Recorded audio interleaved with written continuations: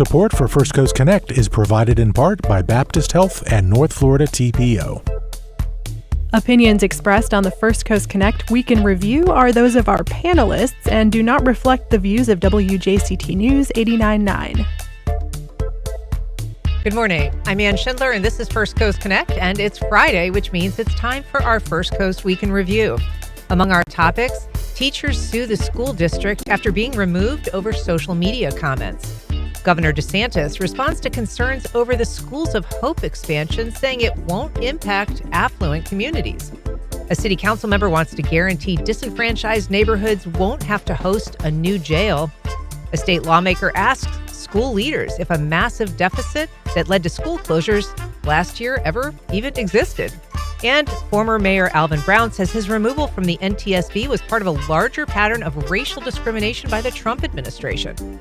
To talk about all that and more, I am joined by Jim Piggott, former City Hall reporter at News4Jax. Good morning, Jim. It is great to be here and to see everyone. Oh, it's great to have you and to see you.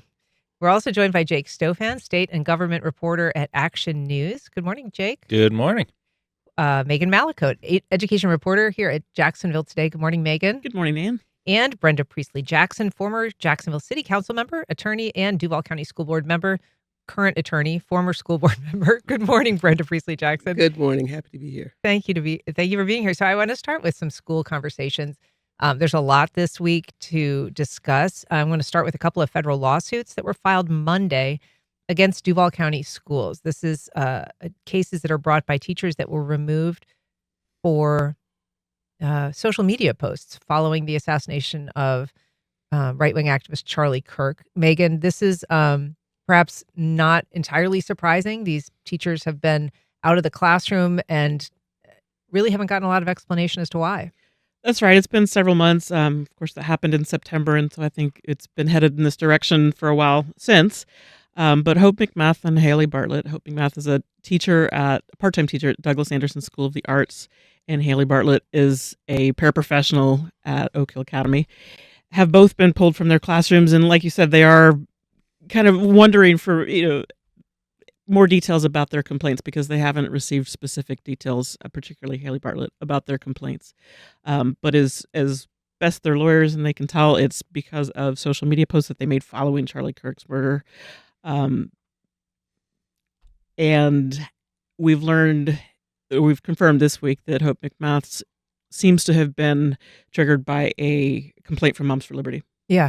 And so this lawsuit actually names a couple of chapters of Moms for Liberty. It also names 5 school board members affiliated or endorsed essentially by Moms for Liberty. What role do they play in this? Yeah, so the suit is fairly broad in that when it names the 5 school board members who are endorsed by Moms for Liberty, and it talks about how at the October board meeting they wore T-shirts that the lawsuit is characterizing as being Charlie Kirk-esque T-shirts because the T-shirt said, "This is the turning point." And the school board members did correctly on the dais at the October board meeting. And so it mentions that, and then it mentions this free speech complaint. It says that the teachers' First and 14th Amendments were violated.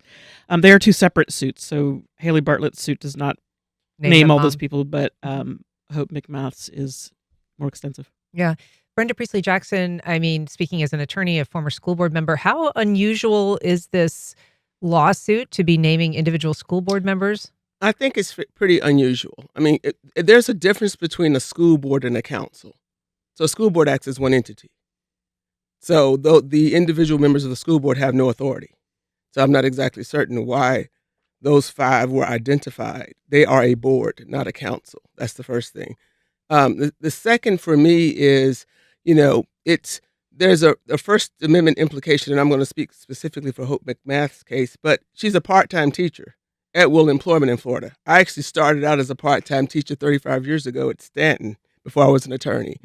And I'm not exactly certain that she doesn't have the complaint, but I'm not exactly certain that with at will employment that she has a right to continue in her position. And so you're ever mindful of that in what you do in your extra time. So if you are on social media and you are posting things that could potentially be controversial, in this climate, there's an impact to your job. I'm not certain that there's a legitimate cause of action for her. I joke and say, as an attorney for over 30 years, you can sue for anything. Can you recover is a whole totally different issue. Right. So I found that pretty, extreme. But I also think that as a former educator, you have to be mindful of your conduct and your impact. If your true goal is to mold and shape young minds, then I am mindful of not only what I do in the classroom, but what I do in my spare time as well. Yeah. What about them raising the issue of the school board members themselves wearing these sort of Charlie Kirk support T-shirts? Does that matter at all? We were required to wear professional attire when I was a school board member. So I don't think I ever wore a T-shirt to a school board meeting, and I didn't put on a pink T-shirt for Breast Cancer Awareness Month or anything else. And so I am not certain that was the soundest judgment. That again, how they decided to do that. That was the first time I ever recall a school board in T-shirts at a school board meeting. And so, But we've seen that with other government entities, where they will wear something. City Council, if it's breast cancer awareness, pins, things like that, they do. a pin, not a T-shirt.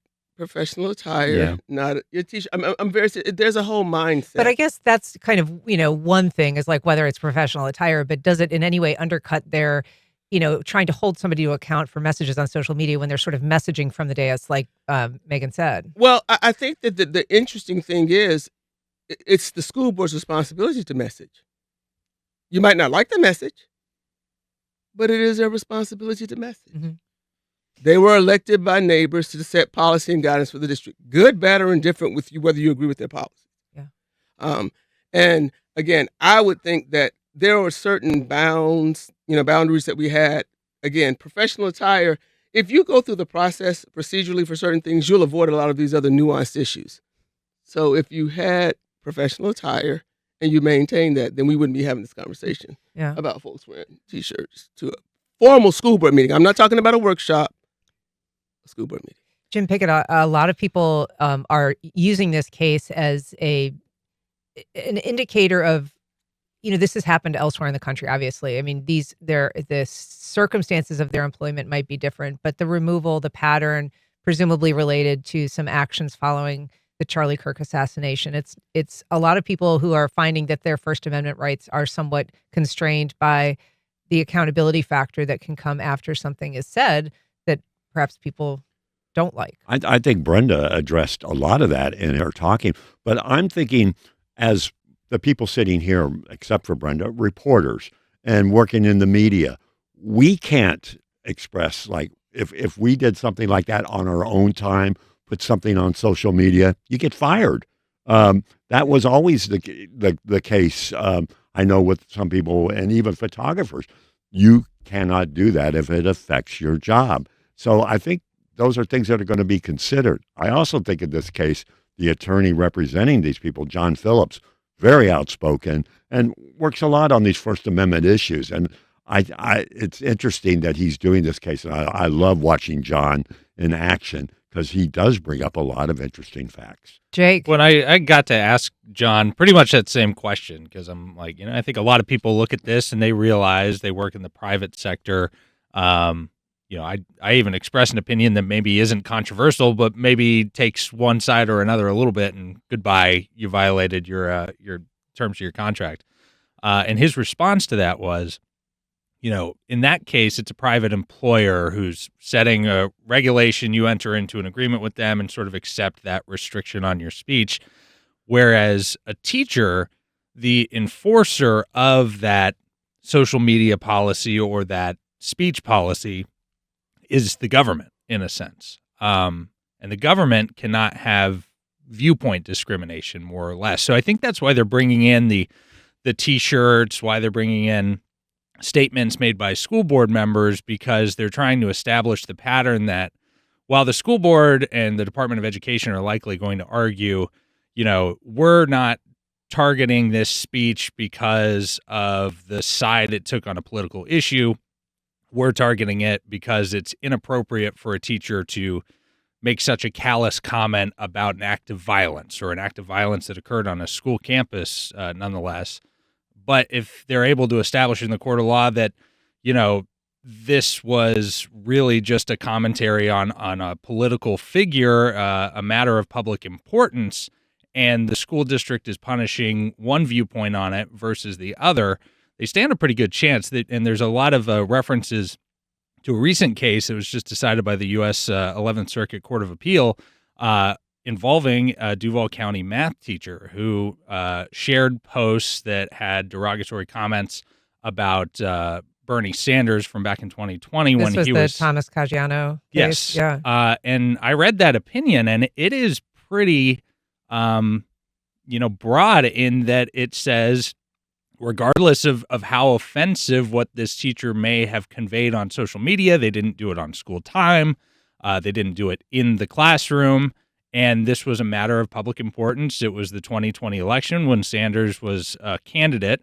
So, based on that logic, if the assassination of Charlie Kirk was a matter of public importance, then perhaps, McMath and Bartlett have a case to be made that, the government cannot punish them for their take on a political issue.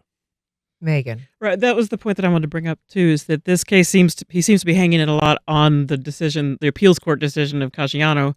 And the timing is interesting as well, because at that October board meeting where the board wore the T-shirts talking about Charlie Kirk, they actually also approved as part of the consent agenda a civil settlement with Caggiano for $340,000 for having to go back and reverse their decision because the school Our board taxpayer money that is paying correct, for yes. this wrongful removal. Right, because years ago the school board had said, "Hey, you can't make posts like that." And these two posts, the Caggiano post and then the McMath post, couldn't be more different. They come at from completely opposite political sides. But I believe that's what Phillips is trying to express in the lawsuit. We've got a call from Jason in San Marco. Good morning, Jason. Go ahead. Hey, good morning. I'm sorry I'm going to the car wash, but I did want to say that and remind everyone that when you pull into the state of Florida from Georgia, you're greeted by Ron DeSantis, who says, "Welcome to the free state of Florida." I guess it's free for some people and not for others. And I also want to remind everyone that our current president disparages people of all over this planet, our congressmen, our senators, every single day. He says rude and disgusting things about them. Yeah, we're going to have to leave it there. I'm sorry, the car wash is just a little much. But to his point, I mean, there's a state that it posits that it is a place for freedom, and there's questions about kind of what are the limits of that, Jim? I think that's going to come out to be, as you said, in court. We're going to find out a lot about that if it is a free state to speak on that.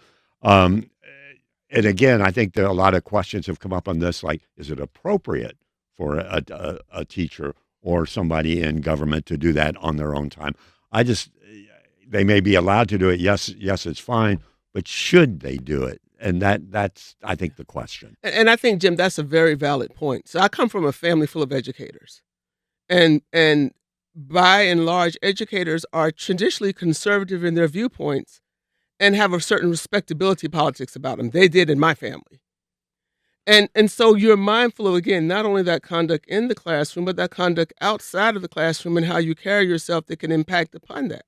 I'm certain people feel we have selective prosecution right now and everything else. Well, that's the change. That's the sign of the times. I'm not saying that I think it's fair and just, but it's the reality. So the free state of Florida is free for those who believe in that ideology. But is it free? Well, for those who believe in the ideology. Right. I've got a call from Tom on the west side. Good morning, Tom. Go ahead. Good morning. What's being lost in this conversation is the fact that Hope McMath brings unique talents to the position she was hired for as an adjunct. I mean, she is former curator of Comer, current curator of Yellow House, and she knows art, and she's been very successful teaching the program. Her students came to the school board meeting and spoke on her behalf. So the only people that are losing out on this really are the students, and that's who the school board should be focused on. That is a point that she made during the press conference announcing that this week. I want to talk about a different school matter, Megan, because this is something you've been reporting on, the idea of a shortfall. We talked about it a lot last week on this program. And then right after that, a letter to the school board from State Representative Kim Daniels saying, what's the deal? I've seen this reporting. I've heard this reporting. Was there ever a $100 million deficit? So this is a story that has kind of evolved since the last time we spoke. It has. It's continued this week. And so I met with the district CFO this week, and he told me that it was the impression that he gave the superintendent that there would be, if you continue to spend money, that it eventually run out of money. Of course, that's math. If you continue to spend more than you bring in, you eventually run out. But the point I think that Kim Daniels was making in her letter, and an interesting point, is the characterization of it as a debt rather than as dwindling reserves that they would prefer to bring back up. And so that, to be clear, the CFO, Ron Fagan, that you spoke to, said this was our concern that we were going to be into our reserves. Right. Not that we were actually facing a shortfall or a deficit in the amount of money we needed to operate. Yeah, the district had been using reserves to cover operating expenses for a fair amount, like a long amount of time.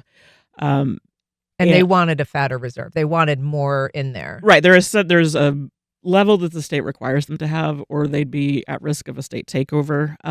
Our reporting seems to indicate that the reserves had not gotten low enough to really truly be at a risk of state takeover. But I suppose that if you progress it forward and continue to spend, then math would bring you to that point. But it is interesting to see then also how the conversation about the dwindling reserves led to we have to close schools in order to make this back up. We have to close schools. That was the superintendent's talking point for the last, I would say, about a year. And when you talk to the CFO, he really kind of owned this, as you said. The quote you quote him in your story is saying, this is what he told you. He said, at that point in time, that was the impression I gave the superintendent. This is what Fagan is saying. So you can put it in your notes that Ron Fagan advised the superintendent that the sky is falling. You're headed for a train wreck. Based on what I'm seeing, we're going to be in some serious trouble. He says that's basically what he conveyed to the superintendent. Brenda Priestley-Jackson, I just ask your thoughts about, is this unusual for a CFO to tell a superintendent that there's a train wreck coming when, in fact, we're talking about a matter of reserves and not a budgeting shortfall specifically? I don't recall getting that type of message from a CFO to the superintendent during my time on the board from 2 to 10. So it begs the question whether it's subterfuge, right? If the real goal is right-sizing and closing schools, if that's really what you want to do, that you feel that small neighborhood schools are costly, but the benefit to the community is insurmountable. It really is. It's such a positive return, but there's a move away from that. So if the goal was ultimately to close certain schools, then you're going to see whatever projections you want to justify your basis of closing schools. And I think that the angst that's been caused in the community, I mean, we come up with these, there was a community-wide process historically. We don't have that anymore. And so it erodes trust and confidence. If that was your reason, from 1.4 billion potential, remember that's what it was, to 100 million. But now, my bad, that really wasn't what was going on. But you made all these decisions because, remember, some schools have already been closed and consolidated based on that. Then I think that I think Representative Daniels' letter is very justified, and I think we need some answers as a community. Yeah, I mean, that's worth noting. The number that Megan has been focusing on is kind of the most recent number, Jim, that they were saying justified and mandated this closure consolidation plan, $100 million. But it did start out at $1.4 billion. That was going to be this, shortfall, and that kind of got scaled back. But it's a lot of money they're talking about, and now they're saying that we're okay. We've got a balanced budget 1 year later. I mean, I think a lot of questions are going to come out as a result of this, and people should be demanding answers on this. I can say that now because they're sitting there telling us, oh, the sky is falling, it's terrible, and it's not. But there are some changes that are all coming about, and what all this is coming from is the charter schools, and that's what it all comes down to. And I think this community needs answers as to... Explain to us when you say it's all about the charter schools. Why are you saying that? I'm just saying this as somebody... But I mean, not covered just school spell it out for us, though. Okay, but I've not covered school board. I know, but I look at charter schools are taking up all the education money. they're making a profit off of education. And are they as accountable as our schools are? Are schools closing, or do they need to close schools because charter schools are open and taking those students that would normally be there, that if that was there, state funding would come in to for funding for that school? I mean, I'm talking as a general citizen here that looks at this and going, what is going on with neighborhood schools? Why are they, shutting this down if people want them there? I mean, yeah, they may not be as full as they were when overcrowding was an issue, but charter schools, why are they there? I just think there's a lot of questions about that. Yeah, I mean, the numbers that you've crunched on this, Megan, suggest that, since 2020, they've shuttered 13 schools and cite $22 million in savings. But when you actually get down to the nitty gritty, it's closer to $8 million because a lot of these students, sometimes they don't go to the consolidated school, they go elsewhere, some leave the district altogether. So if you look at since 2020, with 13 schools shuttered, saving $8 million, that seems like a kind of a poor return on investment. Right. Well, I do want to mention that those are numbers directly from the district. All of those numbers came directly from a presentation that the district gave to the board. So they estimate those types of savings. And the reason that happens is you would think that closing a school would save a lot of money. It just seems like it should, right? But it actually saves surprisingly little. The 3 schools that closed over the summer together were projected to save perhaps $3 million. But is that like every year, or is that a one-time savings? Suppose it would be every year because it's annual expenditures. But you have to factor in that the district is also then tracking where the students go. So when one school closes, it consolidates with another. And those students at the closed school who are sent to the consolidated school, the district finds don't often go to that school. And the number varies depending on the circumstances. But in this case, overall, they actually lose 15% of the students completely. They go to things like charter schools or perhaps take a private school voucher. And then because state funding comes based on the number of students that you have enrolled at a school, that number adds up pretty quickly.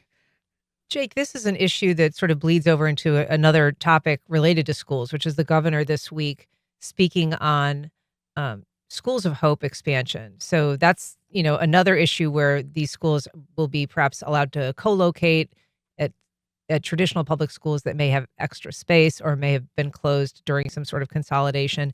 And there's been a lot of blowback that's, communities now are straight up saying that they're going to be blocking this effort. We've seen Sarasota, Manatee, Pasco, Hillsborough, Palm Beach, Broward, even St. John's, I guess, looking at whether they're going to try to get rid of some surplus property so that they don't have to accommodate the Schools of Hope expansion. And the governor, pushed back a little bit on that this week. Yeah, which is interesting. There was one charter operator, Schools of Hope operator, that submitted something like 60 different applications to, enter into schools and take over surplus property throughout the state, several here in Duval County. And the reason that we're seeing this, there was a change in state law recently that did kind of 2 things. One, it took away the school board's ability to say no, essentially. If you have the surplus property, there's a certified Schools of Hope operator.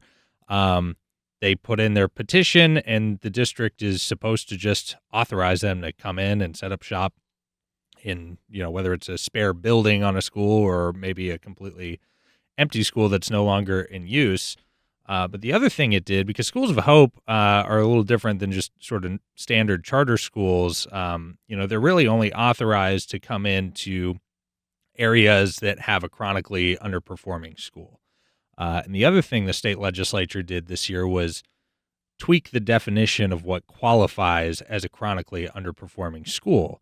And it vastly expanded the number of schools that are now, in that category that a School of Hope can move in, no questions asked. So the governor was saying, and maybe last year he would have been right about this, that or not saying that he's wrong about it, but it would have probably held up a little bit stronger. That Schools of Hope are sort of a unique thing. They really are limited in where they can go. But he kind of didn't really, address the fact that that Definition pool has has been changed. expanded. So I want to actually take a listen because he was addressing sort of who might be impacted by this. This was Wednesday in Orlando where he was presenting his budget proposal. But we're going to hear a little bit from two parts of that speech. Let's take a listen. They are going to the toughest areas that we have, where a lot of people have given up on some of these students, and they are going in there and they are going to create an environment where these kids can learn. Geographically, it's going to be very limited. I don't think most Floridians are even going to know that there's a school of hope. Because, quite frankly, probably where they're setting up, a lot of Floridians aren't spending a lot of time in some of these areas. So I want to ask you about that, Brenda Priestley Jackson. I mean, there was some question about, is appealing to explaining that this isn't going to affect more affluent communities, an appropriate reassurance for people who have concerned about the expansion of Schools for Hope charter schools. Absolutely not. It's a marginalization of certain communities. I mean, I think he specifically identified Fort Lauderdale, Broward County, Orlando, Tampa, and Jacksonville. I mean, there are certain demographics of those areas that we all know sitting around this table. So that some of those areas are what we might consider blue or purple. And they're elected school boards. One thing about the state of Florida is we have 67 counties, 67 elected school boards. They are charged with setting policy and direction for their school districts. So they are to address any needs like that. We don't need this broad oversight. It's an expansion of charters. And I want to share with folks, charters have been on the books since the late 90s. And it seems that there's more and more encroachment by charters. I can't reconcile myself with high quality charters I thought were a good thing in terms of not having traditional public schools having a monopoly. But it's way past that now. If you're going to allow a charter school to go into a regular school co-locate, that's a takeover of the public school. Right now, I think they don't have to pay anything. You've got all these additional expenses, security, all of that. That's a problem. That's a nightmare waiting to happen. So I don't look at that. I feel like it's an attack all around. So whether you're going to have co-location of schools and you've got some proposing closing schools, we may look up one day and find more charter schools, which are public schools, than traditional public schools. And I don't think that that's a positive service. And that's what I think is the big question of what's happening now. And I'd like to know what kind of profit they're making off of something like this. And we never hear that. And there has to be a profit for them, for the people operating these. And I want to know. I mean, that must be a public record. They are Have you ever heard traditional public schools. No, I mean, it really is a legitimate question. So Schools of Hope it's a certain designation for charter operators that Florida has given to, I think, about 7 operators so far. I would imagine that they expand that beyond. And one of the conditions is that it's a nonprofit organization to be a School of Hope operator. However, what we see coming into Jacksonville, the operator Matter Academy that has so far submitted letters, and some other companies also that have submitted but have been denied for various reasons. They're owned by for-profit companies that have financial ties to things like the Step Up for Students program that administers the Florida Voucher Program. So it's, you can have a nonprofit company on the books that is the charter school operator, but then if they're owned by a for-profit company, that creates some very interesting questions. And we're seeing a lot of that happen on city council now on other issues with nonprofit going for, they have profit on that. That's a whole different topic. And I want to share something. A former professor at UNF, Dr. Henry Thomas, my husband was in his MPA program. He said in the late 90s that the attraction for the charter schools and other things in public schools is a recurring income stream. Now, however you classify the income stream as nonprofit or for-profit, it's a recurring income stream that some others that are not in government providing that service would like to have. And that's the reality. That's kind of the deal with privatization in a lot of ways. We've got a call from Brad in Jack's Beach. Good morning, Brad. Go ahead. I feel like in the debate about school closures, it kind of comes down to an equation. Because when we continue to fund and put money toward keeping underattended schools open, aren't those the dollars that we're taking away from compensation of teachers and educational materials for students? So it kind of comes down to how low will we let a school perform before we should close it so those dollars can be better spent. And on the other side of it, it sounds like Schools for Hope goes exactly against that. It sounds like they're going to put the burden on the local school system almost driving a nail in the coffin. So that was my comment. Thanks, Brad. Megan. I think in some cases it's been low performing schools that are being closed, but in the ones that were just voted, for instance, Long Branch Elementary, I believe, was a B school. And so you don't have just low performing schools being chosen to close. What you have being identified as closing is schools that you have too many in a neighborhood. And there's a very specific reason why some of these neighborhoods have too many physical school buildings to balance their population. That goes back to when they were built in the mid 1900s. So, well, it's actually not just the mid 1900s. It's the fact that for some reason in Duval County, we didn't think we had to follow Brown versus the Board of Education to desegregate. Right. Sure. So, I mean, the best example of that I always tell everybody is Ribault High School and William and Raines. Right. 5/8 of a mile apart. Right. There was a rule that schools were supposed to be 2 miles apart, but because we kept two separate and unequal school districts, we still live with the remnants of that. Yes, absolutely. Now we have community reliance because some of these small schools, and I can tell you they're costly, but the return on investment for young people getting a high quality education and being able to participate economically in society is astronomical. And when you close the school, you create a hole and a crater in the community.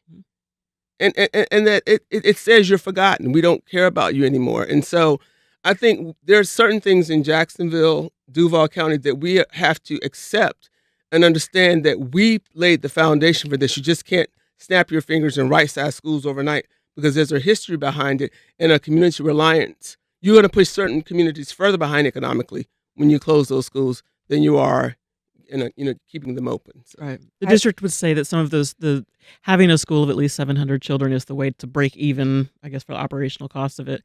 And then the superintendent's talking point recently has been to say that when a school has at least 700 children, they can provide resources to the school that a school of 150, 200, 300 students wouldn't have. And perhaps that's true. Perhaps that's just math. However, I think it's very important then to look at the other less quantifiable factors that schools at the center of communities are playing. Well, we did add-ons. So we always had small schools. So the school board would do add-ons for those schools because we understood they were integral to that community. Mm-hmm. And the reality is, some would have argued for some of our top-tier magnet or choice programs that there was add-ons that we were doing for those schools in terms of professional development for teachers, where the students came from, for the bus routes and all of that. Mm-hmm. So some schools need different things. Maybe a community that's socioeconomically challenged needs one thing, but maybe young people coming from a community that's more affluent needs something else, particularly if you're giving busing and transportation and the professional development for teachers are there. So it's, kind of weighing and a balancing of it all. If you're just joining us, I'm talking to Megan Mallicote, Brenda Priestley-Jackson, Jim Piggott, and Jake Stofan about the week's headlines. And if you want to join our conversation, you can give us a call at 904-549-2937 or go to firstcoastconnect.org to find other ways to connect with us. I want to move on now to the topic of a new jail and what it could mean for neighborhoods that are not necessarily interested in hosting a new jail. This is a proposal that you covered, Jake, and that you first reported about what the council is looking at to determine the location of a future Duval County jail. It may be a bit preemptive to say that the full council is seriously considering this, but at least a few council members are. I believe at least 3 are planning to participate in this meeting later today.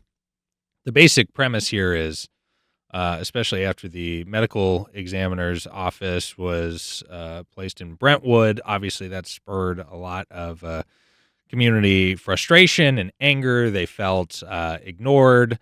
Obviously there's conversations about where will the jail be, because it's probably not going to be where it currently is, right? I think, we could all probably expect that. So Councilmember Peluso basically just wants to do a resolution. It wouldn't necessarily be binding. Council could come back later and ignore it in theory, but they'd be sort of going against their word if this were to pass, to say, we are going to look at the sort of red line map, the federal red line map of Jacksonville from back in 1935, and all those areas, all those neighborhoods identified on the red line map, we're going to commit that we will not put the jail in those communities. Sounds pretty simple. We've already heard community members at council meetings expressing concerns that perhaps the jail would end up in their neighborhood. The counter to this that I've heard is it's preemptive, that we're so early in the jail conversations. They're still in the middle of an RFP to just get sort of the first steps, design created. We're probably a year or two away from even figuring out where this thing is going to go. And the second sort of counter I've heard is this is going to be a much larger footprint than the current jail, which is obviously vertical. This is going to be more like jails that you would see in Baker or St. Johns County, where it's a big sprawling sort of campus. Big campus. I think Councilmember Ron Salem told me probably anywhere between 100 or 200 acres because they want room to expand as well. So, from a basic logistics standpoint, the idea that this would end up in a neighborhood is probably unlikely. I don't know. Or at least kind of a developed urban neighborhood. Yeah. Where would you find a parcel of land that would meet the needs of this thing? I would predict that perhaps it will end up in a more rural part of the county. There's considerations that it does need to be, somewhat central because you don't want police officers driving, an hour and back and forth to take somebody to the jail and then go back to their district. But we'll see where this plays out. I am skeptical that the bulk of council is going to get behind this early. I haven't heard anyone say that they want to put the jail in any of these districts. But at the same time, I think they want to kind of leave it to the professionals that have done projects like these and make sure that they have all the options on the table and don't sort of tie their hands before work has really begun. It's something that we spoke about with the mayor when she was on the program this week. Let's take a listen to what she had to say. We're not there yet. And so that's what I would say. I think it's a great time to have the conversation. I absolutely think if there are groups that want to and need to weigh in on this, that this is the time to do it. So I have no problem with what Councilman Peluso is suggesting, but we need to wait to find out what these groups are even going to come back with. Jim, obviously the issue of redlining in Jacksonville is, a sticky one for lawmakers. It has been a problem that has, reinforced a lot of disparate outcomes and funding problems. There's been all kinds of, health associations associated with neighborhoods that have had to accommodate a lot of industry or, more intensive development. And yet these neighborhoods now are, as Jake says, they're not really a place that could accommodate it. But there's a lot of disenfranchised neighborhoods around Jacksonville that also probably wouldn't want to make room for a jail right next door, would argue that it's going to impact property values, that it's going to diminish, the quality of life for people who live there. And there's a lot of sites that are, plenty big on the northwest side or on the west side that could make, I think, a similar argument that this could be really harmful for the residents' quality of life. Well, let's go back to the beginning of when they were first talking about moving the jail and what they had planned to do at that time. We had heard, first off, remember around the courthouse, they wanted to move it into that neighborhood around there. And I wouldn't say the Riverside, Brooklyn area over there, but that was the talk at one time and doing it as a campus style. Well, that went away. This is during, all those discussions when they were talking about the new jail. The biggest thing that I've heard then, the Cecil Field area too, was another one that they talked about. Let's move it out there. Yep. And everybody, it's too far to drive. We can't bring prisoners. But Lanny Road or the Montgomery Correctional Institute in Northwest Jacksonville is where I've been always hearing that that's kind of what their goal was, to go out there. I know there's room out there. I don't know if there's enough room for that. But and Jake, you may know better than I on this, but have there been residents' concerns, complaints about adding more out there, or do you know? I haven't heard that location floated around, at least in this latest wave. In the Montgomery Correctional Institute out there by the... I feel like the sheriff shot that down. Yeah, the P Farm. Yeah. P-Farm. Okay. No, I mean, I haven't talked to neighbors out there, but I mean, again, it's so early. I mean, that's sort of one idea that's been floated. I've heard maybe they shut down the P Farm and kind of consolidate that into something else.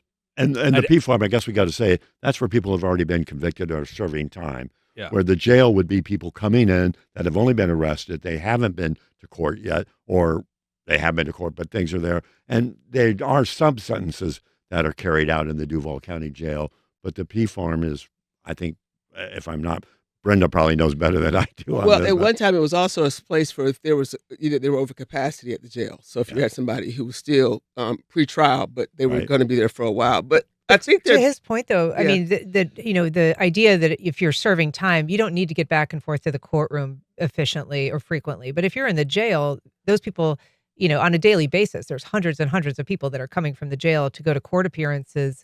And when they're both downtown, the courtroom and the jail, it makes it a lot easier. But if you're trying to bring people in from, a half hour, 45 minutes away, that could be complicating for the whole court system. I don't know if that's really an issue now.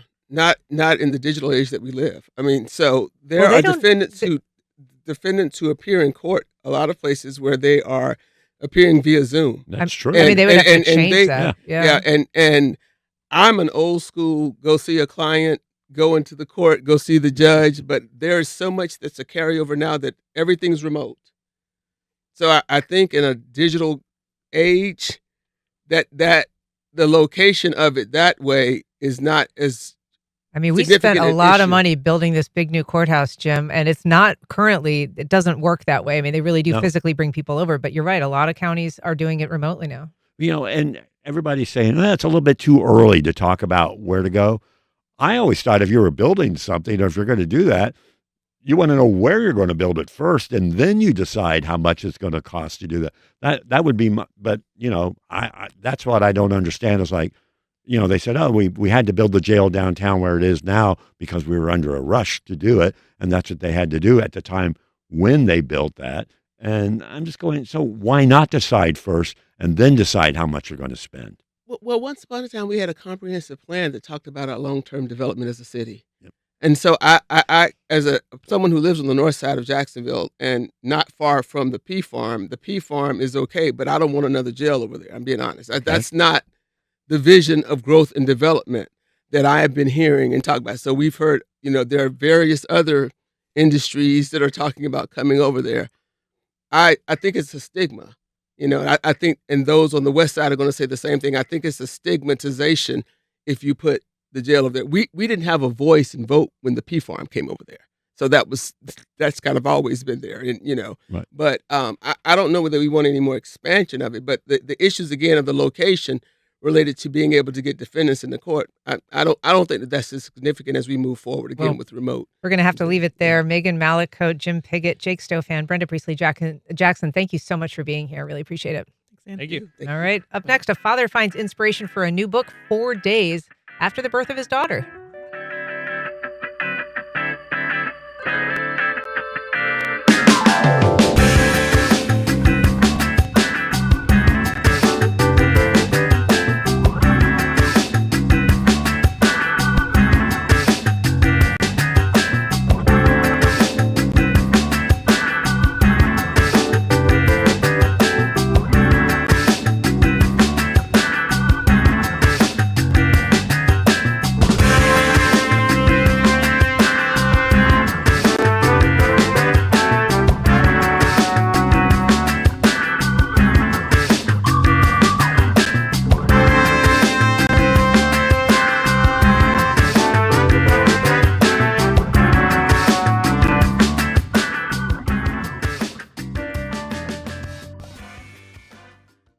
Congaree & Penn, dedicated to agriculture and culinary endeavors, offering field-to-fork dining and outdoor experiences on over 300 acres. Sip, dine, explore. Information at congareeandpenn.com. Terrell Hogan Law. I'm Wayne Hogan. When people are hurt through no fault of their own, finding the who, what, when, where, why, and how that led to the accident is critical to proving the truth. More at terrellhoganlaw.com. Hey, it's Peter Sagal. It has been a pretty good year for me. I got my Wordle streak up to 72, and I won a free coffee for guessing the number of beans in the jar. But for NPR, not so much. Today is the first day in the entire history of NPR without federal funding. Help keep us on the airwaves, will you? Please give today. Visit wjct.org/donate.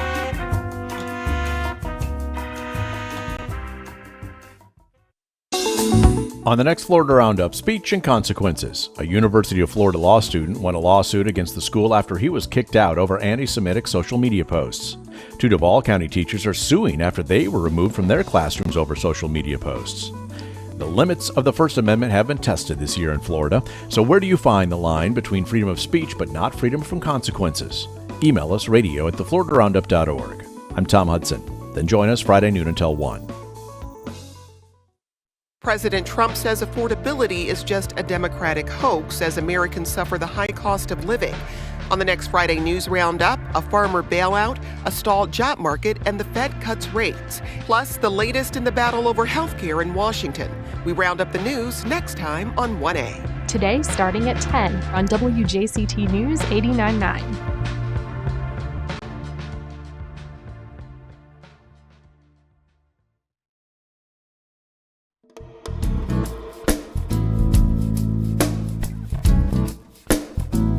Welcome back. Well, between his work as an attorney and a college football official, it's hard to imagine finding time to write a children's book, but that's exactly what my guest did just 4 days after his daughter was born.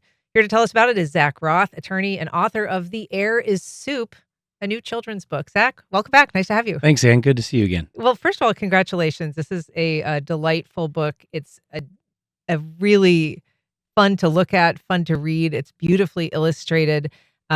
But I guess I'm just like, where did you find the energy 4 days after your daughter was born? I mean, it must have been a crazy and sleepless time. Yeah, it was a moment of inspiration is the only reason the book exists. There would have been no, let's sit down and write a book. It wouldn't have happened that way. It was 4 days after she was born. Her birthday's in September. So it was hot. It was muggy. I was out for a run and I thought to myself, the air is like soup today. And then, 4 days after you had your kid, you're sentimental, right? So I'm like, oh, that'd be a cute idea for a kid's story. It's a story I should tell her. And so then I started thinking about it. And wouldn't it be funny if she's in a soup and she's meeting all the different vegetables in the soup and talking about how they got there? And how wouldn't it be funny to explain from the vegetables perspective what it was like to come into the soup? So to be, for the potato to be in a dirty hole underground and get a warm bath and come in and things like that. So it just kind of was that moment of inspiration. And then from there, it was a journey to find someone to illustrate it. And luckily, I found Susie, who did a phenomenal job. And so you wrote this in just a short period, and then you spent some time parenting and then just trying to find the right person to do the illustrations? Yeah, that's right. Basically, I went for the run. I dictated it. I still have the note in my phone where I dictated the idea for the book. And I came home and I sat down and I typed it up. I don't think my wife loved that because I think she needed some help by the time I got back from the run with the 4-day-old kid. Get on the diaper duty, Dad. But I said, no, I promise I've got some inspiration right now. Let me finish it. I did that. And then, we talked to some other illustrators. Some things just didn't work out. And then, eventually I said, well, I'm going to really get serious about this because she's at the age now where she'll enjoy this book. I want to get it done. I need to find an illustrator. And so buckled down and found Susie in, early 2025. And then she took about 6 months. She did a fantastic job getting it done so quickly. And your wife's okay with it now that she doesn't hold a grudge about the 4-day in? No, she's great now. So tell us a little bit about, reading this to your daughter. Are you a big kind of bedtime reading person? Was that an experience you had growing up? Did you have any favorite children's books yourself?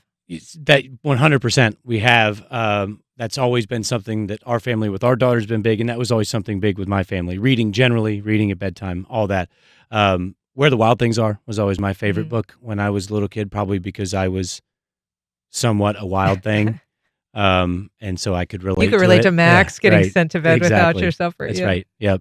And our daughter, since she was itty bitty, has loved books. And so that was all the more reason, like, we got to get this done. Like, do you give her something special?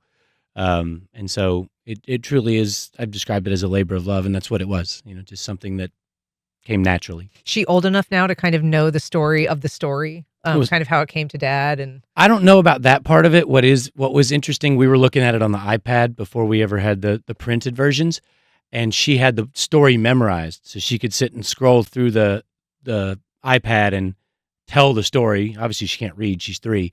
But it's like she was reading it because she knew every word on every page, which was very cool. all worth it. Yeah. And so, what would do you have you gleaned any knowledge from this process that you would share with anyone that, maybe just wants to do a book about their kid for their kid specifically? I would say don't do what I did in terms of write the book and then figure it out. Kind of have an idea of what the commitments are if you're going to do it. In particular, you mentioned earlier me being a college football official. The final draft of the book for my review to get ready for publication was finished on August 29th. My first game was on August 29th. So that timing wasn't ideal to get the book and then learn that, you needed to be doing all this marketing because the way Amazon's algorithm works is you get a lot of credit for very early sales. And so you need to get a bunch of sales and reviews right away. Yeah. And so I probably would say have a more strategic plan in place than I did. And if I ever write another one, which I don't plan to, I will plan the process out much more. So that would be my advice is before you jump into it, so you can truly enjoy it and it doesn't feel like work, kind of have an understanding of what you're going to need to do. And so, as we mentioned, the book is called The Air is Soup. We have a link on our website, and it is available through Amazon as well. Yes. But it's a really fun read. It's a great looking book, and congratulations! You must just feel really great about it. Thank you. Yeah, it's very fun to share with her. So, thank you. And that's our program. Thanks for listening. If you missed anything, you can catch our rebroadcast tonight at 8:00. Or you can find all of our past and current shows at firstcoastconnect.org. And while you're there, you can also sign up for our newsletter, which will give you daily show news, including a breakdown of upcoming guests and topics. And it's delivered every weekday to your inbox. First Coast Connect is produced by Stacey Bennett. Our associate producer is Isabella Casapow. Our show is directed by Brady Coram, and our theme music is performed by Club de Belugas. Join us Monday when we meet the filmmaker behind a new documentary on how Marjorie Stoneman Douglas transformed the Everglades. I'm Ann Schindler. You've been listening to First Coast Connect on WJCT News 89.9.